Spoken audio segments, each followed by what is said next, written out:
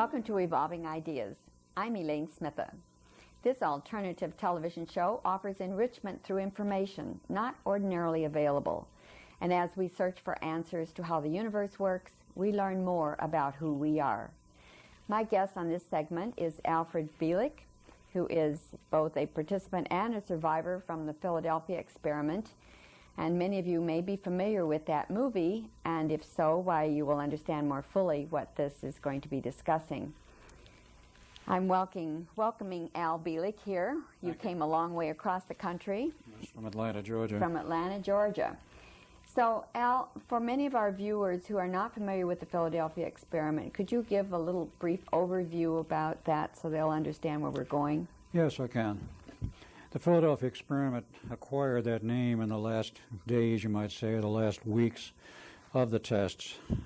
The purpose of the Philadelphia experiment was to make a Navy ship, or a merchant ship for that matter, invisible to radar, and in the early experiments also invisible to sight. The idea was that they wanted this invisibility because during the war periods of 1942-43, the German U-boat fleets were having a field day sinking shipping coming across the Atlantic to England. About 1 out of 2 ships was sank. 50% was going down.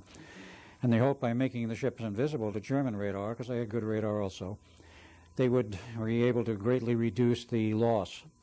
That was the basic idea.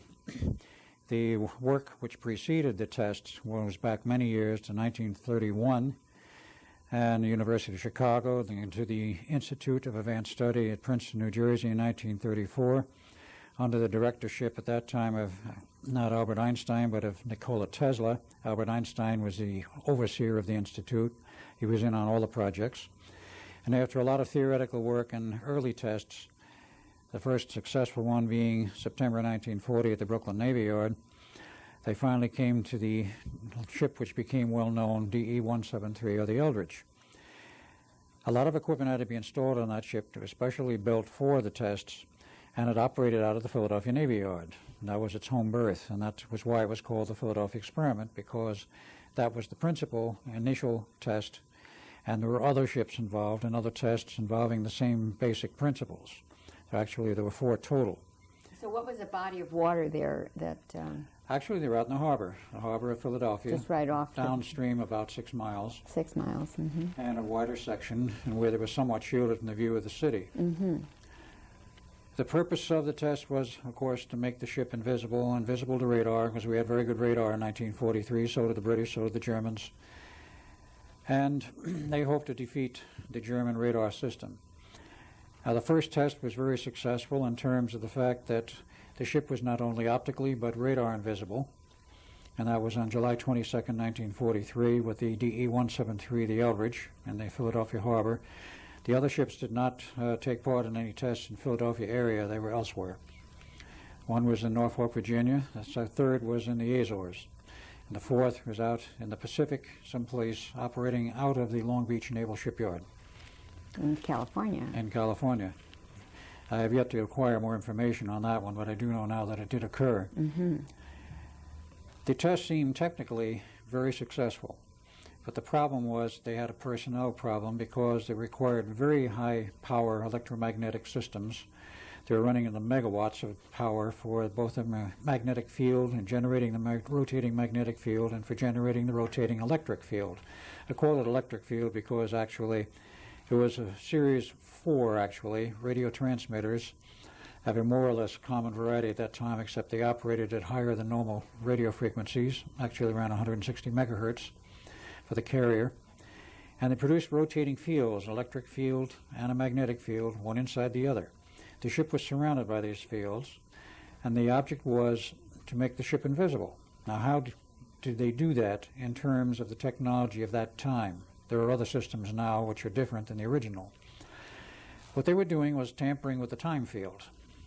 As the unified field theory of Einstein shows, you have a complete interlocking network, if you will, of electric fields. The electric field, as you call it, as goes throughout space according to the original Maxwell equations. You have a magnetic field around the Earth, and you can generate a much stronger than the normal field. You have a gravity field. Gravity is a field. It is not a mutual attraction of matter for matter. Okay, that's good for our audience. The to know. three elements working together will interact with the time field. And time is not an illusion. It is a reality. It is a reality which can be measured, which can be manipulated. The Russians have since done this. It's been done in the lab since. And, of course, many years of work have gone in since this period of World War II and the disaster that occurred. So what they were doing was playing with the time field. The object was, if you shift the time field slightly, the ship is no longer visible either to the eye or to radar, or to a camera for that matter. So how does that work, Alan, shifting that? Well, you have, to get a little bit technical, I'll not try to get too technical for your audience, you actually have three physical dimensions which we all know. There's the length, breadth, and width of a chair, a table, whatever. But you only see that, and it only endures in time because time also has a flow. If there was no time flow, the object would not exist. It is dependent upon time, which is normally measured as the fourth dimension. But there are two beyond that. The only one we're concerned with was the fifth dimension, which is like a spinner, or if you get this child's toy of the Slinkies, you probably have seen, or many people have seen. It's a good example. You have a coil, and you can hit it, and you get a forward wave in that coil. The outer periphery of the coil represents the fifth dimension, to give you an analog.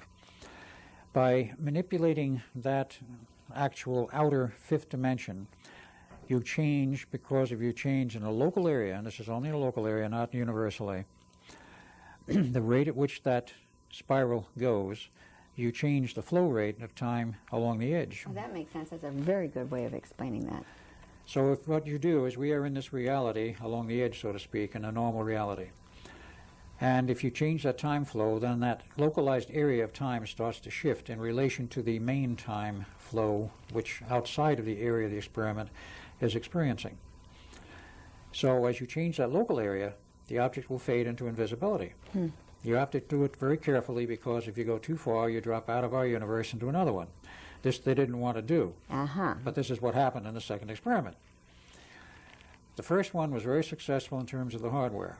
They had a lot of problems with personnel because the very high-powered electromagnetics, something which had never been attempted before because many sailors were on the deck of the Eldridge exposed directly to that equipment.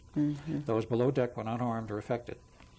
But those were severely disturbed. They experienced nausea, sickness, illness, disorientation, and they cut the test short after about 20 minutes and took the ship back into its normal berth at the Philadelphia Navy Yard and took the 6 sailors off, and the Navy said not to worry, of course we have another crew for you. They were all volunteers. They'd all signed their life away, so to speak. And of course von Neumann knew, because after 1942 March, when Tesla bowed out, von Neumann took over the project, Dr. John von Neumann, and he knew there was a serious problem. He was aware of the possibility, but they knew then they had it. And he asked the Navy for more time to study the problem. They gave him a drop-dead date, is what they call it. In other words, you complete these tests by the 12th of August, 1943, or forget it. Was that turned out to be a significant day, though? It was very significant. We did not know at that time. Which you didn't know then. Why it was significant. I went to the man who was the head of the Office of Naval Engineering, as they called it then, Alboin Sr. I said, why this date? This is an engineering test. He found out that it came from the Chief of Naval Operations, Admiral King, which was very strange, because that man is only concerned with the actual operation of the Navy in all theaters of war. He was not concerned directly with an engineering test. Someplace else, we found out much later, is where the order came from, and King was merely part of the transmission path. Where did it come from? It came from Montauk in 1983, with the alien presence that was there. Now, I must point out that the engineering that was done for the Philadelphia experiment was native. It was ours. We did it. It was knowledge and technology which had been developed over a period of decades. The mathematics was in place. The understanding was in place. This was cutting-edge technology, not what was in the textbooks in the 40s, because Duncan and I went through school and both had PhDs in physics, and we thought we knew it all until we went to the Institute and found out how little we knew. Because the cutting edge was way ahead of the education. But that wouldn't have happened, do you think, without Tesla's input? Perhaps not. Tesla was a brilliant man, and everybody acknowledged his brilliance, even Dr. von Neumann. Interestingly enough, everybody on staff at the Institute, including Duncan and myself, had PhDs in something. And here was Nikola Tesla without a degree to his name. Exactly. Yet his reputation was impeccable, and he had never failed in anything he did or undertook to that point. But he failed that test in March 1942 on a battleship deliberately because he knew there was a personnel problem. The Navy would not give him an extension of time, so he deliberately failed the test and bowed out. Von Neumann took over. He didn't bow out. He realized there was a problem. He tried to solve it. The Navy would not give him any more time. So on the 12th of August, what do? We go out in the harbor again. This time there were 3 observer ships. There was the SS Frieseth, which is a Navy merchant ship, a Coast Guard cutter, and of course the carrier on which the control group and the Captain Harrison, who was in charge of the test, was located, along with, of course, Dr. John von Neumann and other interested parties in the Navy. So at the appropriate time, we fired up the equipment. Now, I must add, Duncan and I ran that equipment because there were no computers in those days and everything had to be manually operated. So we had to go through the proper sequence and watch what happened to make sure everything was doing what it was supposed to do. So for the first, to the outside observers on the deck of the carrier, for about 70 seconds, it appeared like everything was normal. They had radar and visibility. You could still see the ship through a greenish fog, and you could see this huge line of water beyond where the hull of the ship should be, where there was no water visible. Then after about 70 seconds, the ship vanished. There was a flash of blue light. The ship was gone, the water line was gone, and they knew the ship was gone. And it was gone for about 4 hours until it returned. I bet they were pretty scared at that point. They were very upset, to put it mildly. They were panicked because this was not supposed to happen. Exactly. And it did not happen in the first test. Now on the inside, we were Duncan and I. We were running the equipment. So what happened to us? We observed after about 30 seconds that something was going wrong. The equipment wasn't functioning normally. The banks of electron tubes, some 3,000 of them, that ran the field coils and the big generators down in the hold, which generated the power for the magnetic fields, which were 4 coils on deck, they were acting very strangely. And then we started to get electric arc overs in the cabin with indicating very high voltage, and there was no high voltage in that control cabin. So we went to shut the power off, and of course the main control handles for the AC power we found frozen. We couldn't budge them. So we got the idea, something's wrong, we can't control it, let's get out of here. So we both opened the bulkhead door and ran out. Quite logical to that point. Yes. Then we got the idea, logical or not, looking around the deck and seeing sailors milling all over in this fog, and you couldn't see a thing beyond the railing of the ship. I have to make that very evident, because beyond the railing of the ship you could see nothing. So we had the bright idea, we thought, let's jump overboard and swim ashore. Right. We were both good swimmers. Well, we jumped overboard, but we never hit the water. We started to fall and fall and fall. And we fell, and it was like going down an elevator shaft without ever hitting the bottom. Well, subjectively, maybe 2 minutes. We wound up standing on our feet at night inside of a military base where there's a chain link fence, obviously military design, to our back. And suddenly appears overhead a helicopter with a bright searchlight that picked us out. MPs come out of somewheres and grab us and take us to a building, and we go in the building and on an elevator and go down several levels, I don't know how many now. So to that point, the movie seems to be fairly accurate. To that point, the movie is quite accurate except for the date. They showed it October. The second test was August. The third test was in October. I see. And here this elevator door opens. We look in, we see this room and a hallway with a lot of military personnel and one elderly civilian walking towards us. White hair with what was left of it. And he walks towards us and says, "Gentlemen, I've been expecting you. I'm Dr. John von Neumann." So it happened that quickly? Or was there really a time dropout for you? There was sort of a time dropout for us, but that's the way it felt at that time, and what we remembered at that point. It seemed very continuous and fluent, except we were very, very distraught, to put it mildly. So going through the hyperspatial tunnel, do you have any recollection of what that felt like? As I say, like falling down an elevator shaft without ever hitting bottom, Well, and we're a looking feeling at a of 40-year terror. drop, right? Well, in a sense, it was a 40-year drop. But we didn't age more than a minute or so. There was no apparent change in our appearance or our uniforms or anything. So we argued with this man, and he insisted he was Dr. von Neumann, the same one we had known. He says, "You're not in 1943 anymore. You're in 1983 at Montauk, Long Island, part of the Phoenix Project," or as we've called it later, the Montauk Project.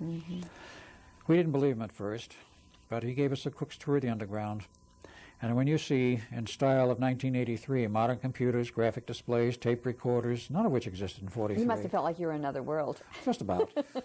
Color television, large screen display. Well, after we had the cook's tour over with, we sat down and started to watch TV. Well, you see things like Man on the Moon, discussions about the Cold War, this is circa 1983, of course, and freeway tie-ups in the big cities and the new skylines, and then the advertising says, why don't you take your next vacation to Hawaii with us, fly on our 747 jumbo jet? Huh? What's that? Well, this is what we were confronted with.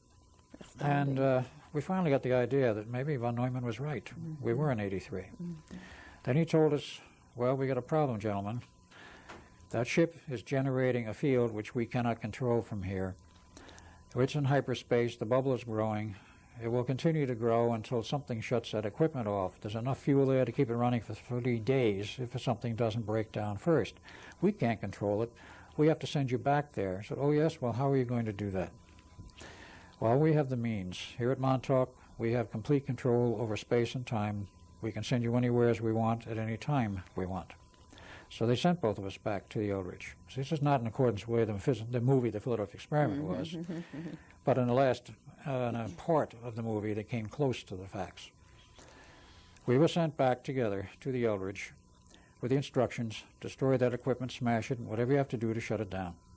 So we found axes, started smashing everything in sight, electronic equipment, tubes, and so forth, and when the generator started to wind down, we knew that it was over so far as the experiment was concerned. So we went out of the control room, looked around out on deck, and Duncan and I were together, and we saw 2 sailors buried in the steel decks and 2 more buried upright in the bulkhead. And those who were on deck were in total pandemonium and disorientation and sick, very, very disoriented. That must have been a shock for you. It was very much of a shock. Duncan looks around, looks and runs over towards the railing and looks at me like, well, aren't you coming with me? He wanted to get out of this.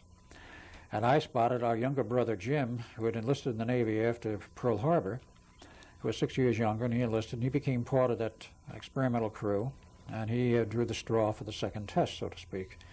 And he was in the bulkhead dying. Oh. I went over and put my arms around him because his head and shoulders were out of the steel, and he died that way. And Duncan disappeared. We didn't see him again. The ship came out of the fog and was again back in the harbor where we had started. And, of course, a boarding crew came on board because they could see from the deck of the carrier that something was drastically wrong. They looked around, made a radar report, brought a special boarding party who brought the ship back under its own power into the back section of the Navy Yard, took everybody off, and then we had a 4-day board of inquiry. What went wrong? I gave my report that I'd been in 83 and all this had happened with Duncan. They didn't believe me. They didn't believe you. Oh, no. If I know You know, isn't that interesting? You go through the tunnel and you end up in 83. You don't believe that you're in 83. Then you go back to 43 and you tell me you've been to 83, and they don't believe you in 43 either. Absolutely. I mean, you know, it's really wild. Absolutely. But von Neumann had a little rental reservation. He took me aside and said, I want to talk with you later. Well, as time went on, they did have a third test, and it was without personnel on board. They ran it like the 1940 test with long cables, turned everything on from another ship. And the Eldridge once again disappeared and came back some 15, 20 minutes later. I was not in that test or involved with it, I only had the reports on it. And it disappeared again. And it came back, and the whole, everything seemed to be all right except in the hold for the control equipment because they had time enough to put a whole spare set of equipments on board. The equipment was a smoking ruin, and some of it was missing, and they just washed their hands of any more tests with the Eldridge. And it was re-outfitted, went to sea in 1944, about January. Was at sea till the war ended and went in mothballs in 46, and in 1951 it was given to the Greeks along with another destroyer. The Greeks still have it in the Navy to this day. They call it the Leon. And I understand that the Navy is trying to buy it back from the Greeks to put it in a museum. Okay. Well, whatever. Well, so much for sharing knowledge, right? Yeah. I think when you sell it for... See, the test, so far as we know, did not stop at that time, as I know now. At that time, I assumed they had stopped in late 43. But von Neumann did resume the operation and examining the problems of what went wrong in 1947. And by 1952, had come up with a whole new system. I was not part of that anymore. And I'll tell you briefly in a minute what happened to me. But in any case, he found a way to solve the personnel problem. I don't know how he did it. It involved the use of a computer, a new system. It delivered to the Navy in 1953. They tested it on another ship in 1954 as a complete success. No side effects on the personnel, and of course, through many generations, that equipment is now used today, or some variation of it.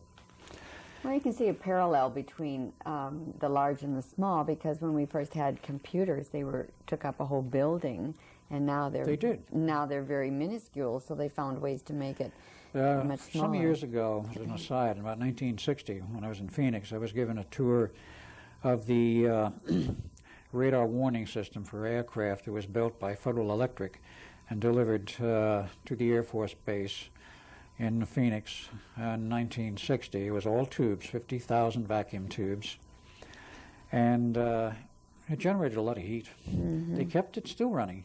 As late as 1970, 75, we're still going. That's interesting. And they said, we have a good control on a good handle. It generates a lot of heat, but it's very reliable. And this is where it was. A monster. It filled up an entire room. Yes. And now you can put more computer power in a little package in your hand. It's true. With solid state that you could do with an entire room full of hardware designed out of the 1950s and the 50s. That's true. I want to go back to this invisibility aspect, because what would be the implications, or what are the results? How have we seen this technology advance, and how are they using it today? Well, it's gone through many changes. The entire basic approach, I believe, has changed today. They're not tampering with time now. They're using a different approach because theory has shown that there are other ways you can manipulate time, or not even manipulate time, as certain people have shown in the laboratory and more recently, like in the last 2 or 3 years, and of course this is in the civilian aspect of trying to replicate some of the equipment. You can produce a phenomena of resonance wherein you can literally blank out an object to a radar return or reflection. You can tune the system in a manner so that the radar beam or system, and we had very good radar in the 40s, 43, they were running at 9.5 gigahertz. I didn't know they were that high until I went back and checked the books. And that's about what they use today in many of the systems. Some are higher. But you can blank out that frequency by absorption, or resonant absorption of the object, if you know how to manipulate that object by tuned absorptive material. That's one approach, like they use in the stealth technologies. You absorb enough of the energy, you get no return. So they're building the stealth bomber, say, out of material that... Special materials. Special material. Is that on planet or off planet? On planet. On planet. And they also have the complete invisibility system in addition to that absorptive material, wherein they produce a true cloaking. That's the third level of the stealth technology. It's used today in all of the Navy fighter aircraft. They've used it in the B-1 stealth bomber, the stealth fighter, the B-2 bomber, which is a little older, and of course the SR-71, and of course all the Navy fighters, and probably all of the Israeli fighters, and who knows where else. It's even down, I'm told now, to a little package size you can put on your belt for personal invisibility. Well, you know, there was an article in one of the scandal sheets, I think, that had a picture of Bush a few years ago with his bodyguards, and then there was this one invisible entity that they could only see with the infrared. You could only see because of the water lapping at his feet at the seashore fishing. Yes, that was and pretty... the fishing pole in the middle was standing there ostensibly on its own. Just amazing. Well, I have an original of that photo in color, and that was not a fake. That's pretty interesting. I'm not going to say how I got it either. Well, you don't have to. That's all right. That's all right. So these sailors had a lot of medical problems then as a result of this, and you mentioned something about going into a lot of psychiatric study. Psychiatric studies, psychiatric care. They were in Bethesda and elsewhere being examined. Some went to the funny farms for the rest of their life. Those who were not that bad were given treatment and survived, and eventually were given a discharge from the Navy and went on in civilian life without any pensions and without any compensation. Those who survived knew largely what happened, but their families were told that, it was an accident. Those who died were told they died at sea in the war. They covered up the entire experiment. They did not want anyone to know outside of the Navy, in fact even in the Navy, what had happened, because it involved several things. Not merely the technology of what happened then, and also the biological effects. which of course became very interesting because it set a precedent of learning how much energy the human neurological system can withstand, or the brain can withstand, before it breaks down, actually physically breaks down. That's pretty interesting. That was one of the things, but they didn't want the public to know they had done this. But the third and most important was the fact that the ship went into hyperspace. They penetrated other universes by the locking up with the Montauk Project on 12 August 1983, which was operational for years, but they stayed on 24 hours a day from August 1 approximately on. And that was engineered. It was engineered that the lockup would occur on the 12th of August for one reason. Well, several perhaps, but one reason for that date, the 12th of August. And that is the point at which the Earth's biorhythms peak out. There's four of them. The human body has three. Earth, like a body, has four. Yes, that's true. And it's a living body in many senses. Yes, it is. They all peak out on the 12th of August, 1943, 63, 83, every 20 years. And that was the synchronization, you might say, for the lockup of the two experiments. That was the critical point. A very critical time. Because the first test of the Eldridge, there was no lockup.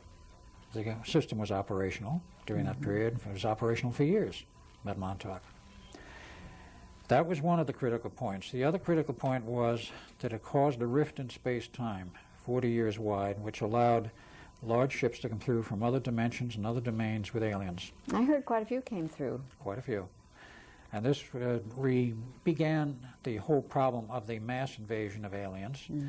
They started showing up in large numbers from 47 on. You've heard of the Roswell crashes in 47, 48, 49, the overflights of the White House, the overflights in New Mexico, on and on. Large numbers of ships. Finally, a treaty was signed by President Eisenhower and alien representatives, supposedly at Edwards Air Force Base, granting immunity to each side. We do not interfere with each other's lives or survivability. The technical cooperation, we will supply them with bases underground to do work. We will help them with various things, biological and otherwise. And a general treaty and agreement to work together. Out of that has come some very advanced technology for us. And also some horror stories of horror camps, if you will, for biological experimentation. Yes, That is what they wanted to cover and still want to cover. That aspect is what they don't want the public to know about, our cooperation with aliens. But it has come out in so many different documents. Yes, it has. And there's been a lot of discussion about that. There has been, and there's a lot of denial officially also. That's right. And one of the things that I wanted to get to that we were discussing about the neurological problems that occurred, how this became the foundation for some of the mind control experiments as a result of that? Yes, I can briefly. After the war was over and they had this partial and beginning understanding of the human mind and how it can be acted upon by magnetic and electromagnetic fields, there was a lot of other research work done, which began in 1947 with Dr. Wilhelm Reich, and of course the CIA was funded and chartered in 1947 also, and he had a contract with the CIA for 5 years.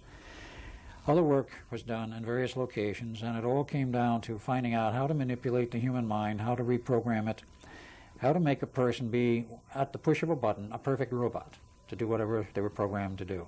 This technique is now well resolved. It is a viable technology, if you will, and involved biological knowledge of the brain, how it worked, the interlinking of the conscious mind and the subconscious. And the subconscious is not singular, as many levels.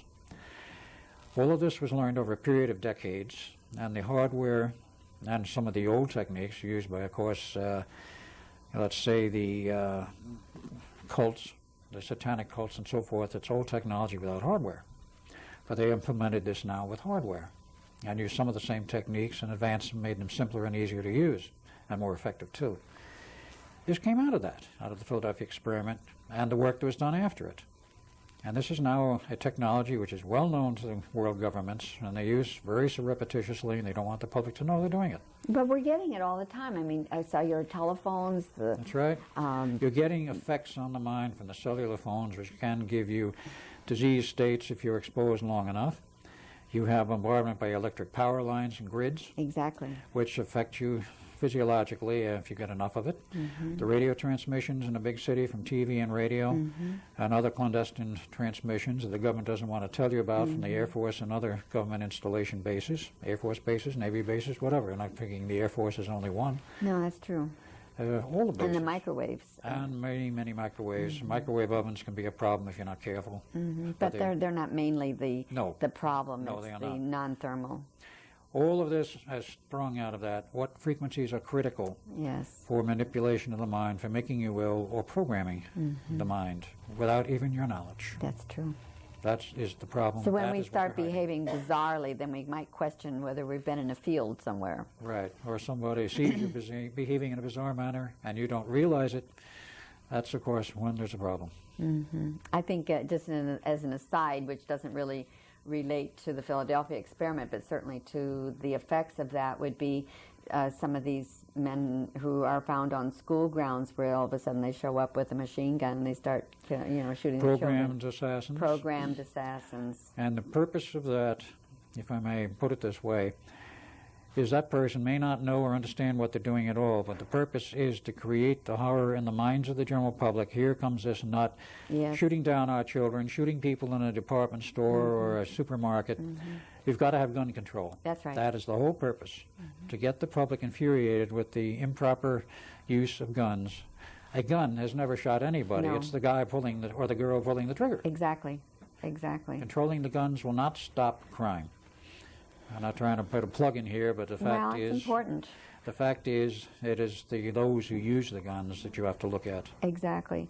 Now, also, there were some good things that came out of that, weren't there? Medical cures and so forth that I may or understand. may not be used. Yes, I understand there was one thing that came out of that, and the Navy found a cure for cancer. Now, there are several. There are many. Of course, the medical profession doesn't really want you to know it. They like to keep people coming for treatment because they make more money that way. Well, the pharmaceutical companies sell a heck of a lot more drugs, Oh, don't they? they have their hand in it. You bet. Eventually, they may admit to a cure, but if one looks around, one can find cures today which may or may not involve the medical profession.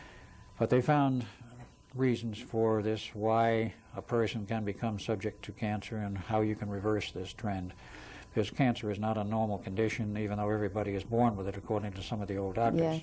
Well, it sounds like it's the frequency that is the Frequencies are critical. essence. Diet is critical. Many things are critical to it. Interesting. So you have a tape that you want to share with us. We need to introduce that a Yes. little bit.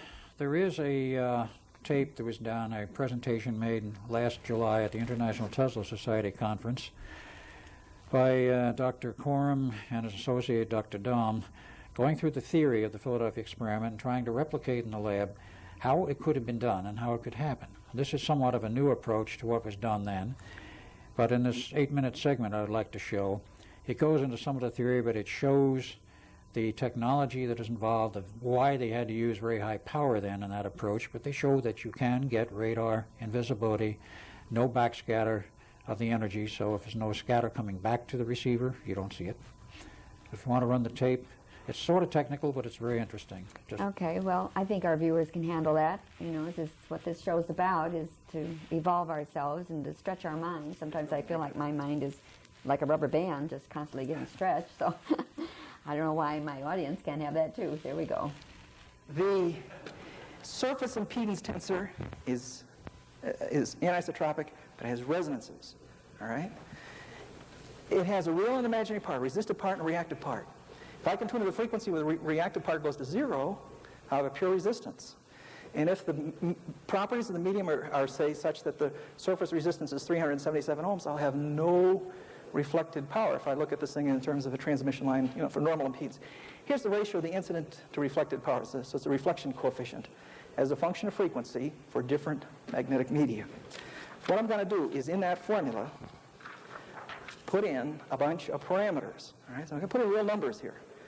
I have some problems in that I don't know what the conductivity of iron is. I know what it is at DC. I know what it is at 100 kilohertz, but I don't know what it is at, say, X band or L band or even the optical region. So I've got some numbers. These are our standard H naughts. One of the questions that comes up is, can we really get that much magnetic field intensity out of the ship? And I'll show you, yeah, you can. And these are the susceptibilities. All right, so I have a collection of, you may not like these numbers, but I have a collection of media that will do this. Let's see. I'm going to do two things in the interest of saving time. Here's a plot of the reflection coefficient in dB versus frequency. All right? And these are resonances that are going on there. And so I can get, now realize this is minus 40 dB. In this case, we're down here at minus 60 dB. Don't build one and expect to get that. But you can expect to get 10, 20 dB or so. I mean, 20 dB is a factor of 100 on the power. So the reflected power comes back 100 times down. I mean, we're talking about operating at this region, not down in here, see?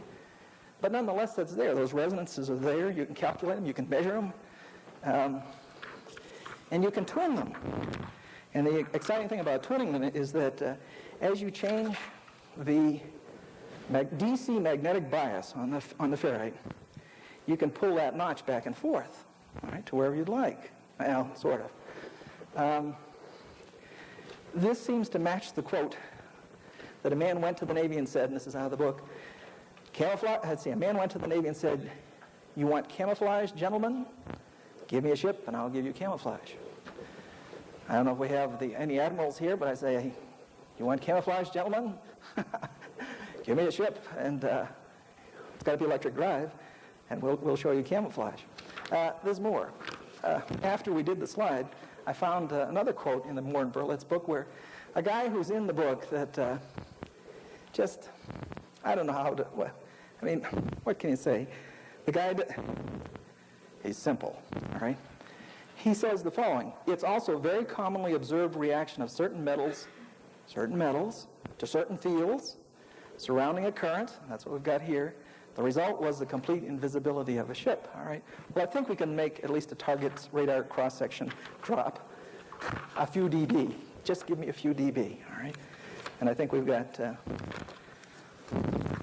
explanations for that. And one of the things my wife, being a skeptic, says, "All right, so you got it in the microwave region. So what? The ship's still not invisible optically." I thought, yeah, that's a good question. What happens when I take the same model that I just used, which is a fairly simple model, and I route to optical frequencies and run the same reflection coefficient? What happens? Well, one of the things that happened was, you know, son of a gun, we got a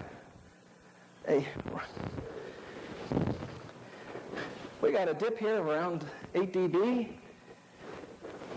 in between red and violet. Well, okay, suppose we get a lot of agitation in the water here, and suppose in the optical region, by the way, this is only for vertical polarization, so that's a caveat. But suppose I lose a 6 dB propagating through all of the fog and mist and stuff going in. I have 8 dB absorbed, and I lose another 6 dB, and what's reflected back, I'm down to 20 dB as a factor of 100. So I think that, like, who was it, Bilbo Baggins? I mean, he's not invisible in the bright daylight, but he's kind of invisible, so anyway. This is consistent with, oh man, a statement that Moore publishes a little bit later, where he says, Navy scientists undertook to see whether anything could be done to either disguise a ship's radar image or to otherwise confuse the offending German radar and thus render such a weapon useless. The scientists then energized the ship's hull with tremendous pulses of low-frequency electromagnetic energy. All right? Now, look, all right. I think that more can be substantiated on that basis. I'm going to ship. The next thing is Kenny's experiment. All right. Here. Again, I was skeptical. Has to be tested in the laboratory of reality. What I did is I said, okay, let's take a piece of iron, wrap some wire around it, and see if we can make it invisible. Maybe not optically, but maybe via radar. Well, what I have is I have a small Raytheon klystron sitting over here, around 10 gigahertz. I have a magnetic ring, loop of wire around it, and over here I have a capacitor and a DC source to charge a capacitor. I need a huge peak current to show this thing. The power company where I live would only give me 20 kilowatts. I need megawatts. And this ring here is only about 18 inches in diameter. So to get my peak power up there, I, thanks to Jim Hardesty for supplying some capacitors, I charged up some capacitors and let them all go in one fell swoop, one kabam. I mean, it sounded like the house fell down when it let go. But basically what I saw is the radar backscatter had a dip. And if you look at the top, you will see the output of the reflection off of this piece of iron. Notice up there at the number 10, everything's going along fine. I see a reflection. Then all of a sudden I hit the switch, the capacitor discharges, and the reflection drops considerably. So the radar backscatter went away. It became radar invisible at this point. And notice there's a little bit of ringing as the thing went back to normal. Now, one more quick experiment that we tried, we said, well, what about the water in the steam? We took that bucket, or we took that coil, put it in a bucket of salt water, let the capacitor go, kabam! And what happened was all the water blew out of the bucket, okay? The salt water around it acted like Tesla's magnetic egg, or iron egg, and it wanted to spin. Well, there was such a force of current in there that the water just spun right out of the bucket. And it created this big green burst of water that went up in the air. That might explain some of the green mist. So yes, we do have radar invisibility, and as Jim said, quoted this unknown person, you want invisibility? Give me a ship, I'll give you invisibility. And I'll turn it back over to Jim. You give me back the microphone? Yes, thank you. Well, that was a very interesting segment. Much of that I didn't really totally understand, but and they were speaking so rapidly that it was hard to pick up some of the words. Typical research physicists. Right, and I understand that there was something that they were talking about dB or dD or what dB. dB, decibels. Decibels. It's a relative measurement of power or voltage. In this case, they're talking about power. If you get a 10 dB reduction in reflection energy, the term energy, that means a 10-fold decrease in the power. If you get 20 dB down, that's a 100-fold decrease in the reflected power, which will make it essentially invisible. So if you get enough reduction in the reflected power, the object will no longer give you a return. Therefore, you have radar invisibility, and that's all they were trying to do.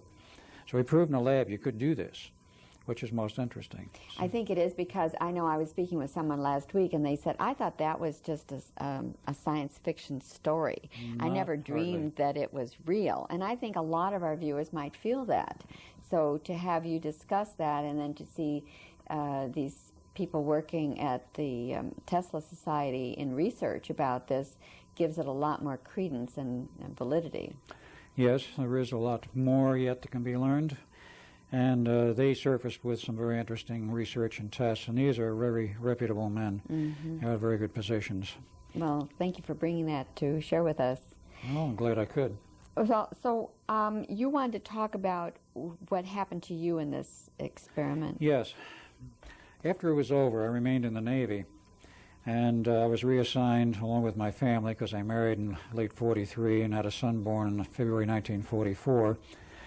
They moved me up to Los Alamos, New Mexico with a bomb project in July of 44. Von Neumann was there and in and out, and he got me transferred. The Navy was happy. He buried me in a place where nobody would ever see me, and I wouldn't be concerned if I talked a little about what happened. Exactly.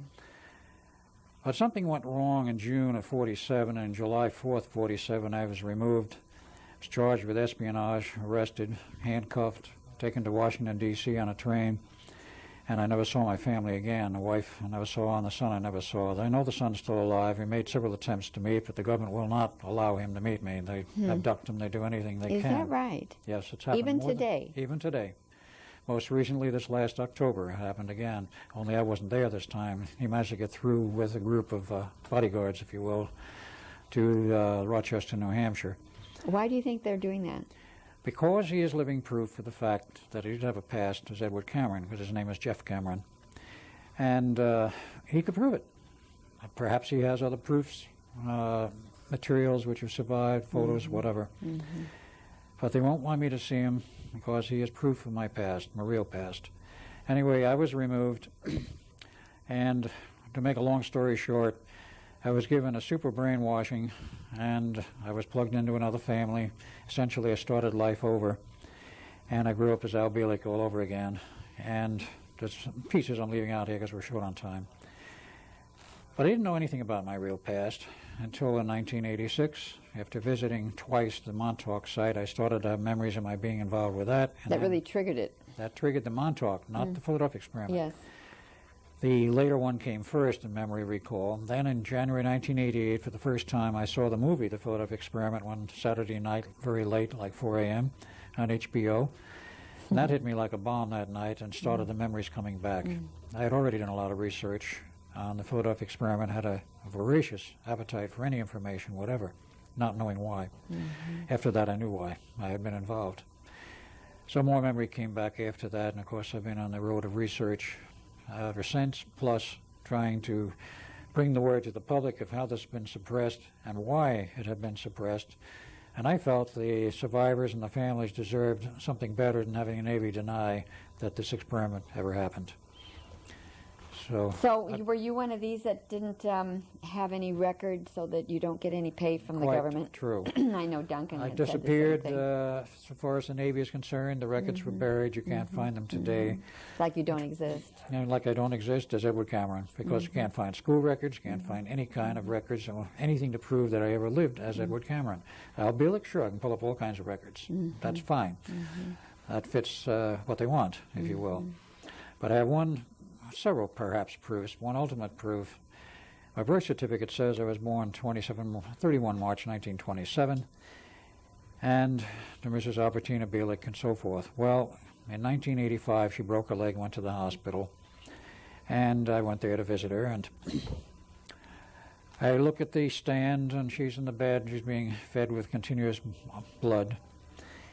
I look on the bag, it says Mrs. Albertina Bielek, blood type A, and I jolted. I says, blood type A, what's going on here? I'm blood type O.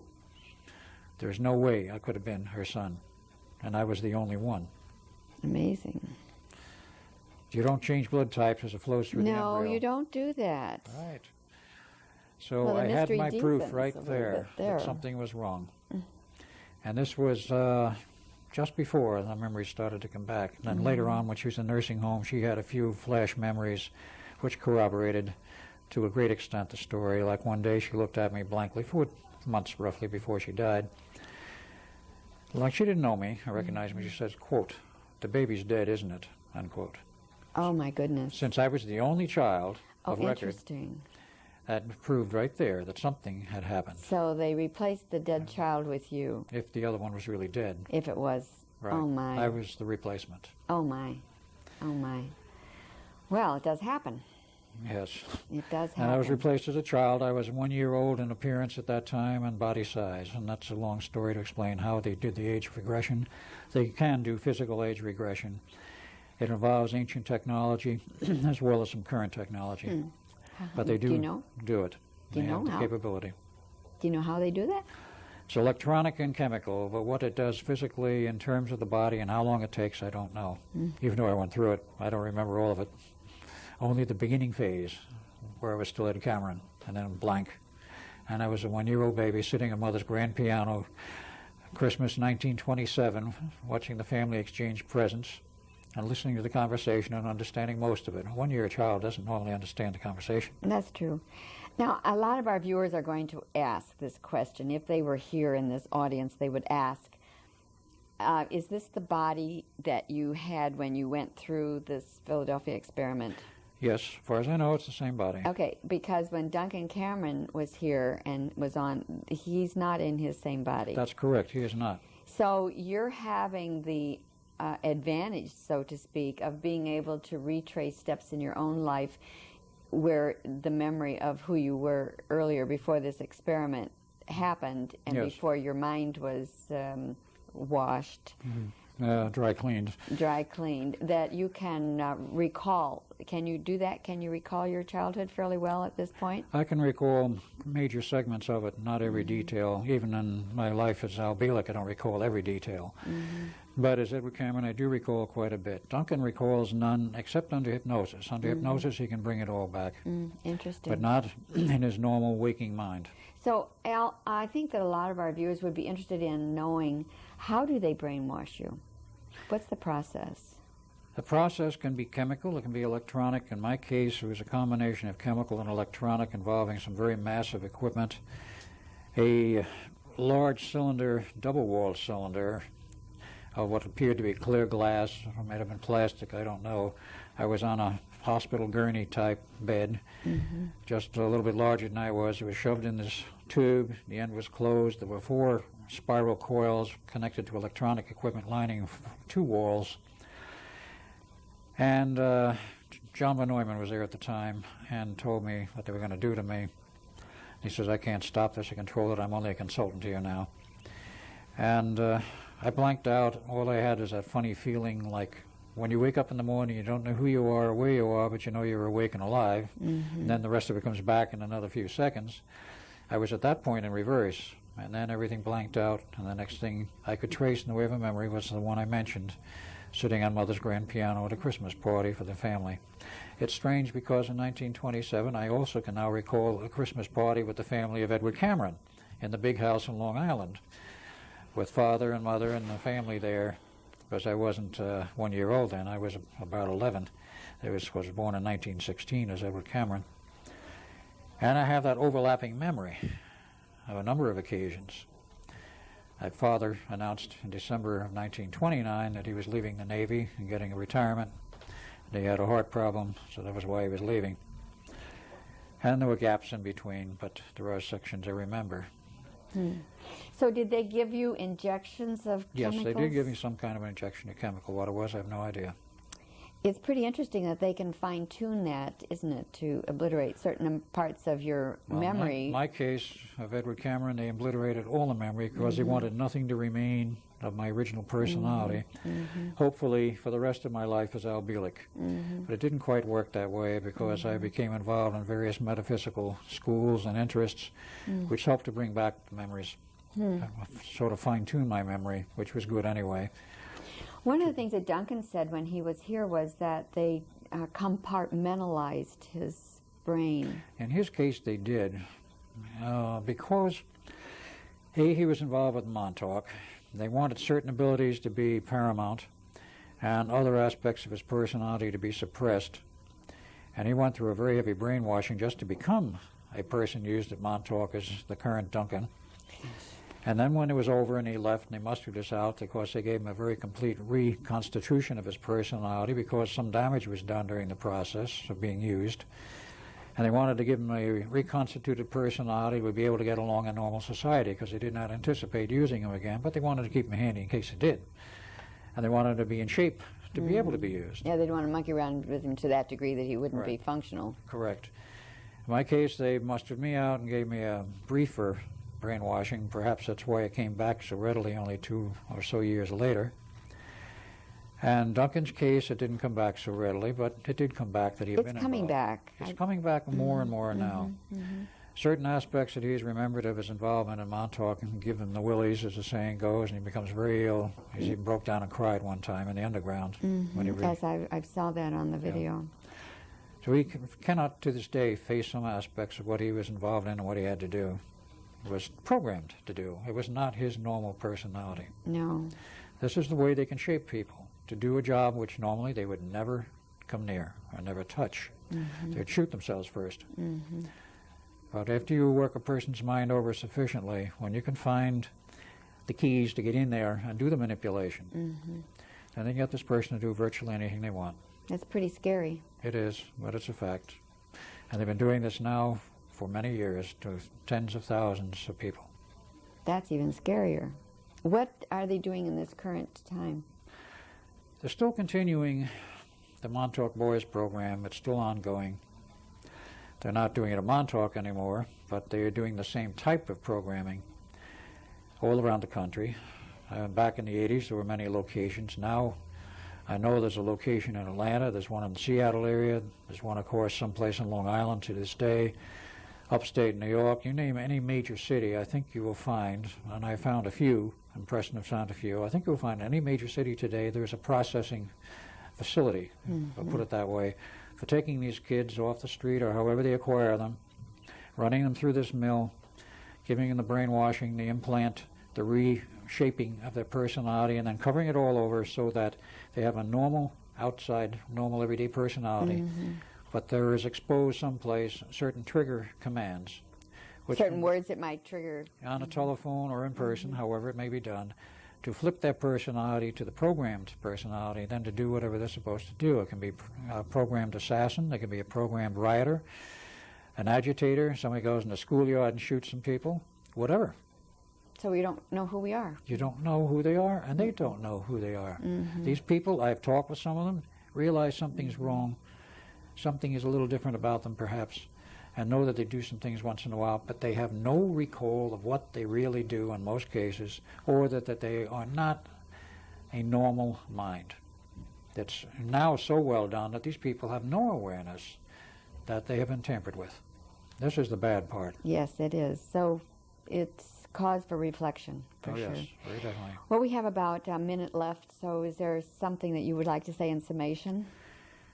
Well, there's more and more information coming out as to the Philadelphia experiment. The Montauk Project is being exposed, now 3 books and some videos, and it's getting some TV coverage. I expect to be on a major TV show sometime this year. I've already done my part. It's in the can, as the saying goes. Okay, great. But it will not be released until sometime after June. And this sort of exposure to the public and waking them up to what our government has done in secret and hidden from them with tax money or other money, however they acquired it. The public has a right to know, not everything. I mean, you don't want to tell the public how to build an atomic bomb, as an example. But what has been done to these people? What has been done to their kids? What dangers they are exposed to? They have a right to know. I agree. Regardless of what the intelligence community seems to think, we are the people, we are the sovereign, so to speak. The government is supposed to be our servants. That's true. Not our masters. Thank you very much. Well, Al, I just am very grateful to have had you here today and to share all this knowledge with my wonderful audience who is very eager for all of this information. And I'd like to ask my viewers to join me on another episode of Evolving Ideas when we cover another very wonderful, adventurous subject that helps to spread our mind into a greater avenue of awakeness. So if you'd like to write to me, I'd love to hear from you. I'd like my mailbox to be filled. Write to WebWorks in care of P.O. Box 3695, Olympia, Washington 98503. And thank you for joining us this day, and join me next time on Evolving Ideas. I'm Elaine Smitha.